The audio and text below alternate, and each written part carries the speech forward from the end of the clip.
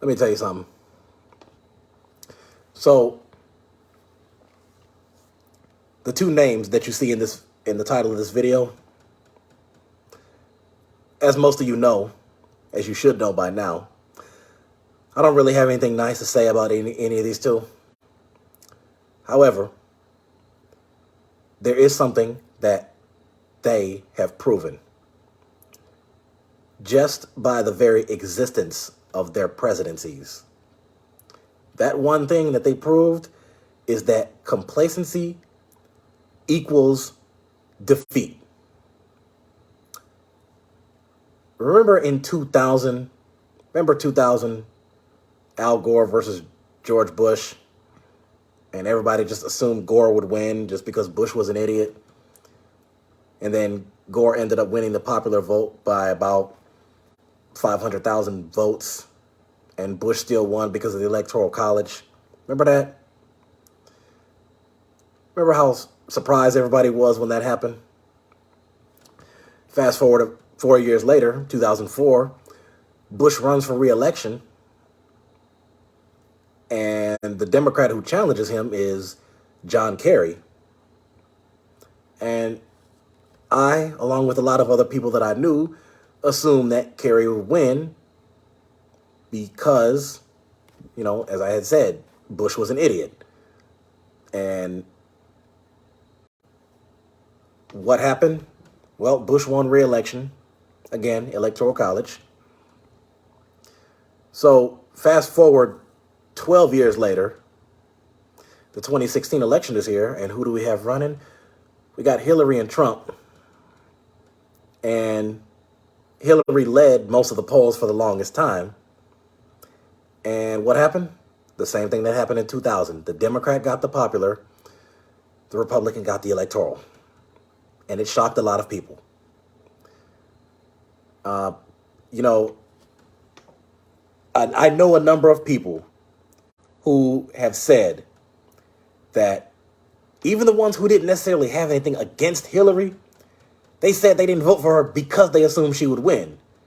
Oh, she's got a lot of experience, and she's already been first lady. She was first lady of, both the United States, and her and Bill governed Arkansas, and she was a senator, and she was a secretary of state, and she worked with Obama and all this, and she ran against a guy who had less experience than George Bush.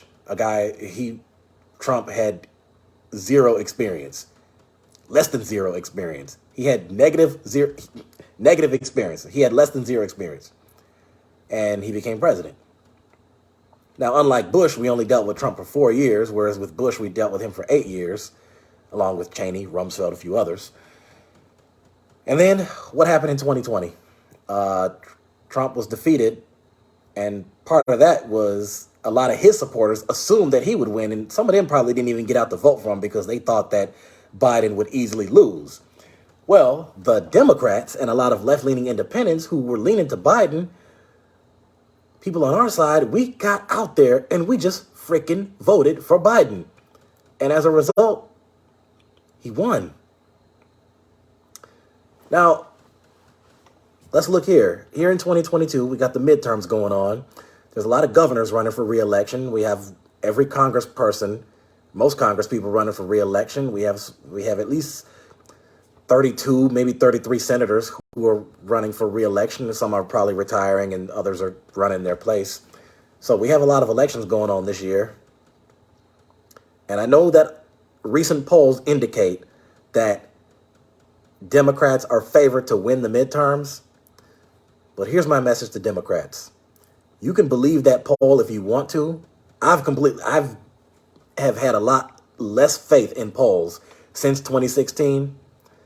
I'm telling you right now, do not get complacent.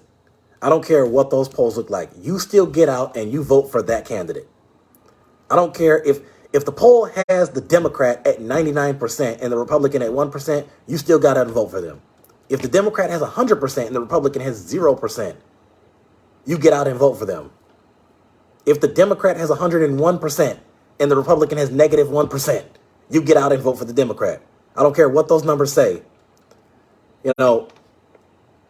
And this is what happens. People get complacent, they get too comfortable, they stay home, and then they get surprised when we don't end up winning. You know, I had my questions about the 2018 governor's race for Michigan. I still got out and voted for Whitmer. She still won. It wasn't an easy race, but she pulled it off. Luckily, state elections don't have to deal with the Electoral College, so that's a plus there. But I'm telling you right now, complacency is not allowed. And I've said this in so many videos, and I'm saying it in this video, and I'm going to say it in future videos. This is something that call me a broken record, but it is what it is. That's one of the main reasons why we have lost so many elections. Federal, state, local. I'll tell you this. I believe this was in 2019, where there was a special election that took place in North Carolina. I believe it was either a congressional race or a race for state senator or state representative. And it was a Democrat, versus a Republican. Obviously, that's most general elections.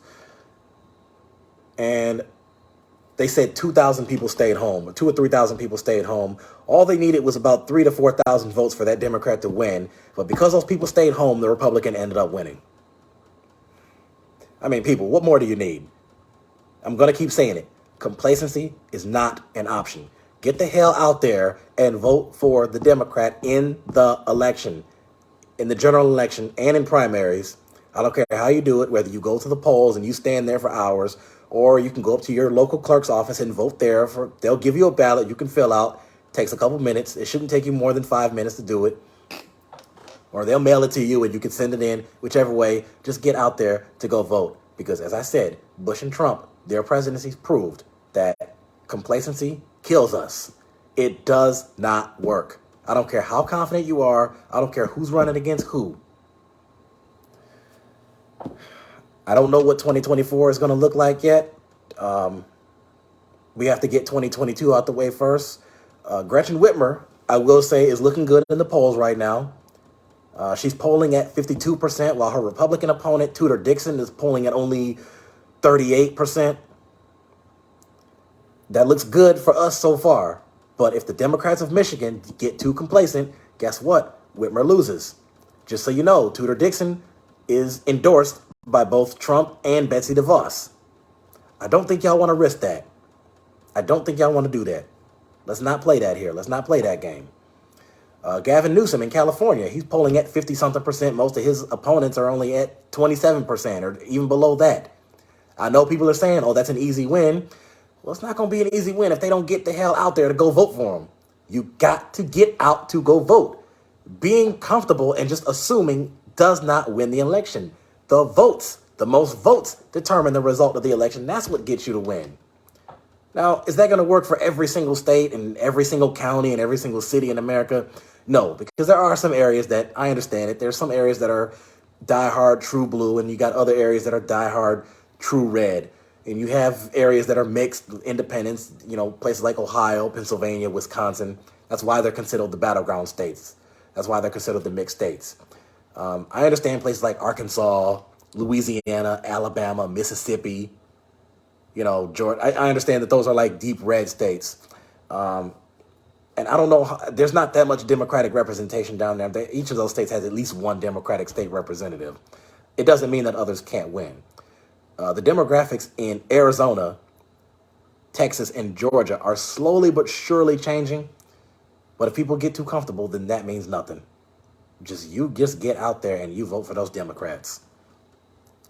So it isn't just Bush and Trump that prove that means a lot of races, but I'm using Bush and Trump as the primary examples because they were the presidents. And there's a lot more people who pay more attention to national and presidential politics than local politics. I'll admit I didn't start following local politics until after 2016. But before that, of course, you followed Hillary versus Trump, and you had Obama versus McCain and Romney, Gore and Kerry versus Bush. I followed that. Bernie Sanders, all those people that ran, we followed all that. So all I'm saying, people, is just no matter how comfortable you are, no matter how confident you are that your candidate, that the Democrat candidate is going to win, you get out there and you vote for them.